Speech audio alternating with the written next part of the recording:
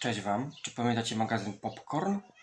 Akurat tu mam Popcorn Stars, wydanie specjalne Tokyo Hotel, ale redakcja Popcorn została zamknięta w 2012, No szkoda, kupowałem każdy numer.